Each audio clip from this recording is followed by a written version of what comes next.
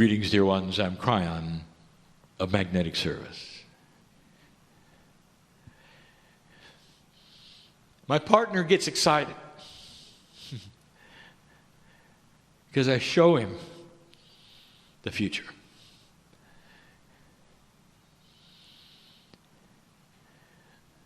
The difficulty is always the same.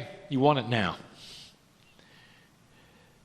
Old soul, there's no hurry because you're going to be here to see it.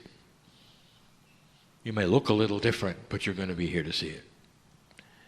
And what I mean by this is the lineage of those and the Akasha of those in this room is going to be part of the future.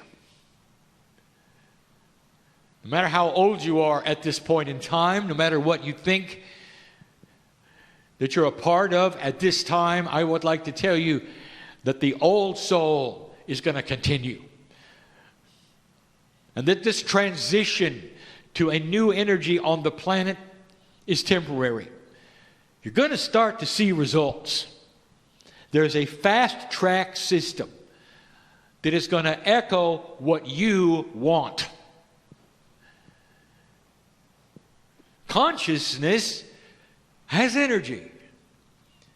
The energy is seen and measured and is part of the fast track system. There is a system in place to give back to you on the grids what you are endeavoring to create as an old soul. We told you this before. An old soul carries more conscious energy weight than a new one does. The Akash absolutely has what I will call stripes. What I mean by that is you become a weight and authority on the consciousness of the planet because of your experience. You weigh in harder than a newbie does, more profound than anyone else. A group of old souls in prayer is unstoppable. Almost. And I want to talk about that. I would love to give you physics that you've not discovered yet that help you to understand some things that are puzzles. I may try. But before I do that, I want to give you this. Dear ones, you're old souls. In this room, you can feel it.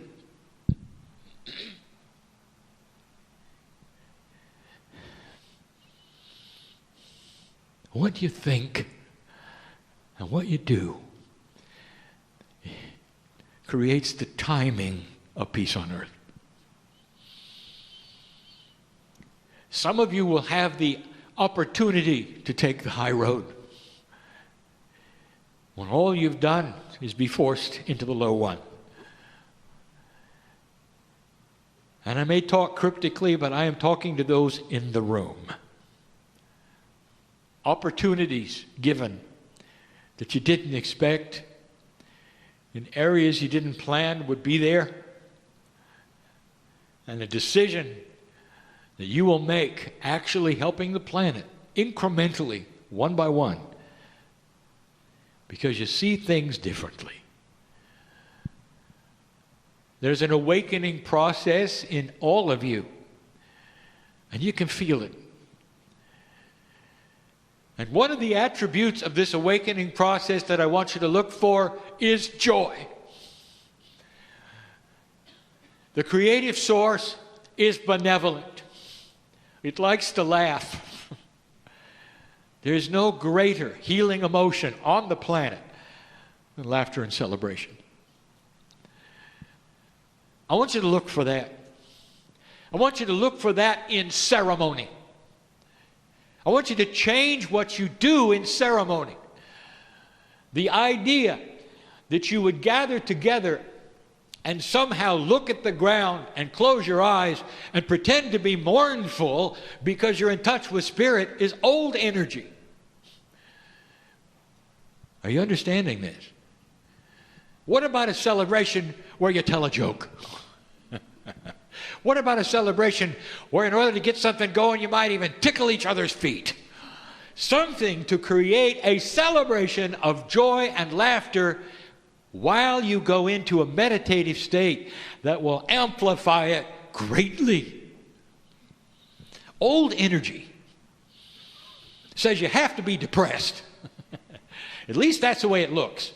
We look down in a meditative circle, nobody says anything, there's always quiet, and you're all depressed. What else are we supposed to think? Do you laugh during your meditations? No. Does it disturb the energy? Oh, the teachers will say, oh yes, don't disturb the energy with laughter. Why don't you try it and see what it does to the energy? You might have healings right there, right then. That's what I want to tell you right now. There are some of you who needed to hear this because you're invested in creating ceremony. Others of you in the room will have choices to make soon, which I will call high and low road choices. Same old, or something you know is better, but a little harder and more risky. I'm going to tell you, there's a hand that's ready to hold yours in the risk department when it comes to light. You understanding this? There are puzzles in spirituality, but they're not. I'll open a door just slightly tonight. Just slightly. Trying to explain to you something my partner has given you before. When we say that physics is consciousness and consciousness is physics, we're talking about energy. What is your idea when somebody says, did you feel the energy of the prayer? Did you feel the energy of the meditation? Are these just words that pass through your ears and they're metaphysical and esoteric and isn't it lovely? Or is there substance? How do you define energy? Is it something you feel? Is it something you measure? Let's talk very, very simply about energy.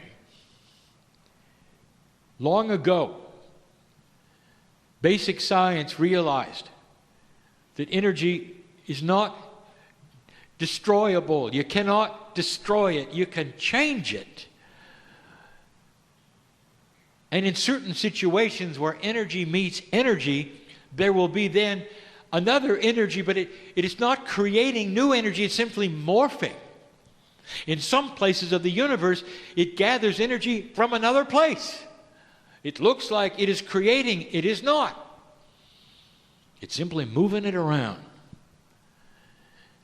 You might say energy then is absolute. There are those who would say there is no more energy in the universe today than at the moment of what you called the Big Bang, which, by the way, there was no such thing. There was a beginning, and there was an energetic start, but it was not an explosion and it was not a bang. It was a quantum event of an intersection of what we have called dimensional membranes. We don't expect you to understand that. We don't want you to. It's not needed.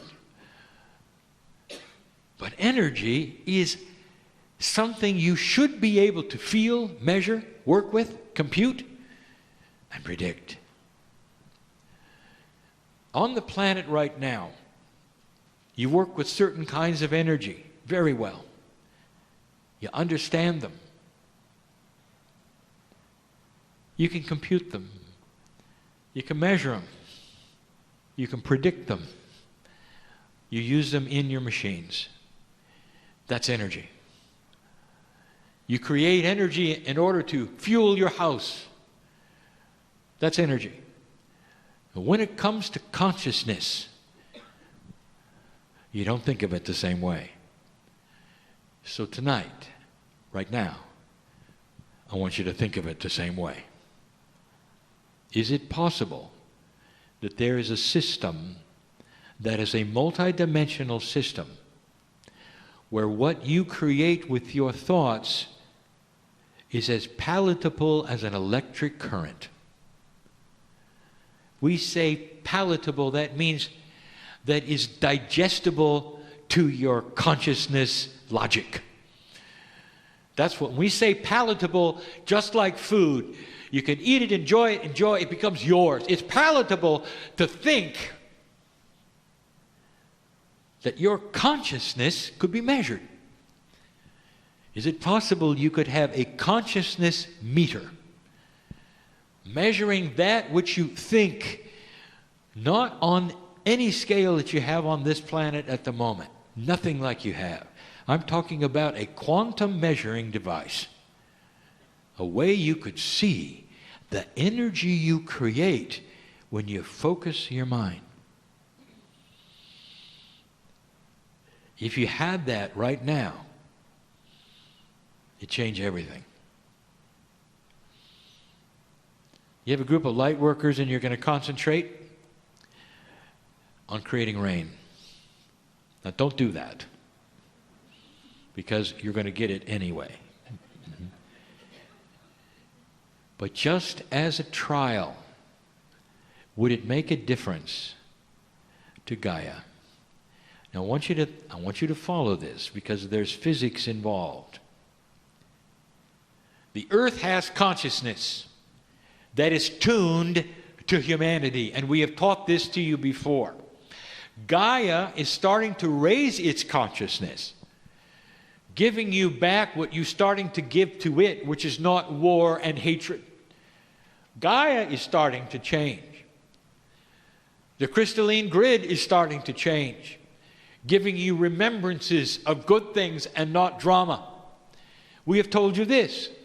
All that is around you that is in support of you, and it's starting to move. So let's say you pray for rain and you need it. Together you create energy that is quantum. That is to say, it works with quantum particles. The definition of quantum is a particle which is multidimensional, which is called quantum. We're using the word as an overview to mean meta-dimensional things, meaning multidimensional things. What happens? All the energy that you're creating goes into the planet. Will it create rain? I want to ask you a question. Thousands of years, indigenous did rain dances. I want to ask you a question. Were they doing something, or was it dumb? Was it simple? Was it mythology? Were they celebrating the gods in the sky? Were they desperate because their crops were dying? Or did it work? And I will tell you this, dear ones, they skewed the curve of randomness when it came to the weather and created the rain. It would literally be taken from one place, moved to their place, and rain. And they did it again and again, sometimes with results, sometimes without results, but more results than not, and that's why it lasted for thousands of years. That's why they continue to do it. You think it is perhaps foolishness. It's pagan. You know what it is? It's consciousness over physics. They knew it because it worked. Gaia is more receptive right now to these kinds of things than ever before. Ever before. A group like this can change the weather if it is appropriate. And there are so many things that Gaia will weigh into this. If it does not rob from another place, if it's time. This planet is benevolent for you. Tree hugger, I want you to resound to this. What do you feel when you're out there with the divas? Can you feel them when they're showing themselves to you, when they want you to see who they are?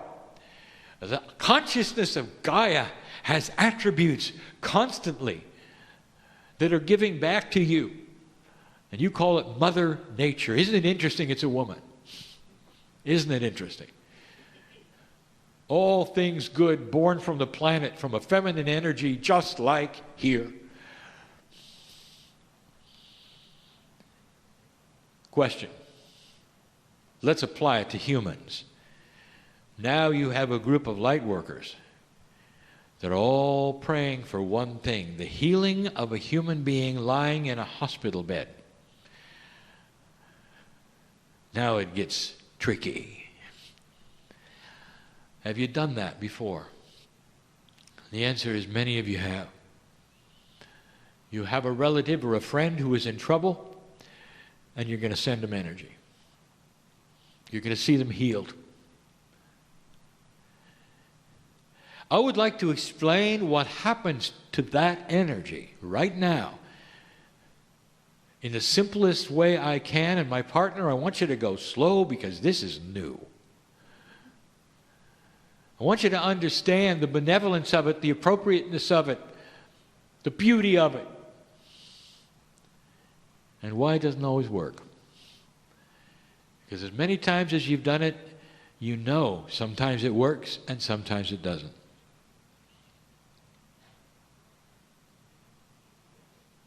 Prayer has consciousness. Meditation has consciousness, and those consciousnesses are energy. Just like the electricity you can measure in an amp meter, there are other meters of consciousness that can measure it, and it's quantitative. It actually has attributes of measurement that have not been invented yet. It's energy. And here you are gathering. It's an interesting attribute about consciousness that is multidimensional, that it does not follow the rules of linearity. That is to say, when two or more get together, it is amplified in an odd curve. Not exponential, but similar to it. It's part of the math that you don't know yet. It's a base 12 equation, and it's a measurement of consciousness. You're focusing, you're seeing the healing, and here comes the energy. It was developed from you, you sent it. You didn't create it. It has come from an engine that has to do with a central source, and it comes through you and is sent to the individual. So you didn't create it out of nothing. Dear ones, you're in touch with spirit when you're meditating, when you're praying. You can feel it. You're pulling on that which is spirit, and you're pushing it right to the one you want to be healed. All is well. You're doing it right. The creative source has seen you and has granted that energy transmission right from the pineal, right from your consciousness, the triad of your brain, and focusing it right to the one in the bed. So far, so good. Now, I told you that energy cannot be destroyed, so it's got to go somewhere. If I told you the mechanics of this, it is not that which you would understand, and even my partner is having trouble with the picture I'm showing him. The first thing that happens, the energy hits what would call a potential membrane of manifestation. It's ready to go, but it has to pass through this membrane. That particular membrane is hooked to the physics of the consciousness of the healee, the one in the bed. They got to believe it. They've got to believe it. Oh, I didn't say they got to want it. Of course they want it. They may even give verbalization. Bring it on. I need it. I want the healing. But inside somewhere, there is something that says, but I don't believe it'll happen. Because they haven't committed to it. They haven't opened their pineal. They haven't connected it to the source. The source is missing. You've got to have a circuit. The energy hits the membrane and sees the consciousness is not then compatible. It's not compliant with the rules of the physics. And the energy of the prayer is then dissipated through the membrane and goes somewhere else. That's all I can tell you. That's scenario one. Does this surprise you? That the one with the disease must be part of the circuit. Do you understand this? And then there are those who are part of the circuit. And I will tell you, the ones who are most part of the circuit are infants who cannot object with any intellect. And they're going to get it right away. I'll tell you, other animals are ready for the healing energy. They're going to get it right away. They can't object because they're wide open. The membrane of their consciousness is ready and will accept it because there's no intellectual objection or a kosh that'll get in the way. Sometimes a human will be partially ready and some of it will get through. This is complicated. We're dealing with physics, formulas, energies. Does this disappoint you that we'd want to quantify prayer? I want to give you something to think about. God is the master physicist. This is not a puzzle. This is beautiful. And when you find out about it, you're going to be able to understand it so much better when you can measure it. You can actually show it to the one in the bed, give them instructions on how to open the membrane, have it sail through, have things happen that never happen now, only because you're not aware of the beauty of the numbers. Oh boy, but can you send energy? And you do a good job of it. Dear ones, don't ever stop. Something is starting to happen on this planet to people in trouble. They're starting to believe it. They're starting to get it. They're starting to open what I would call that consciousness membrane, the compliance, what I will call of the protocol that you're sending them will be compliant to the receiver that they are, and they will understand at a physical level, and the chemistry will change inside, and there will be a healing. Don't go away puzzled by this channel. I want you to go away enhanced with the beauty of this. The beauty of this. I just gave you a snapshot of the future. I just explained prayer. I just explained meditation. And the indigenous of this planet know it. The monks in India know it.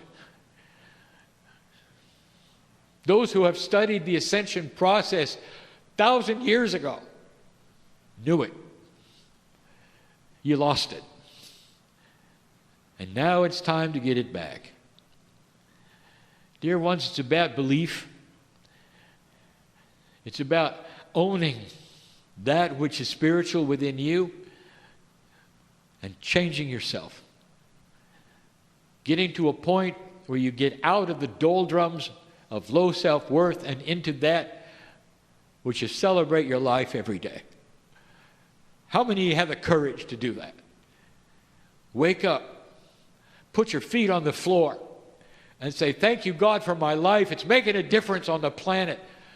This or something better today for me. I'm ready.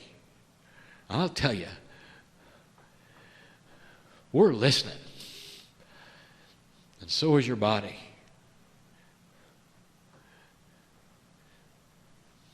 I'm crying in love with humanity. And so it is.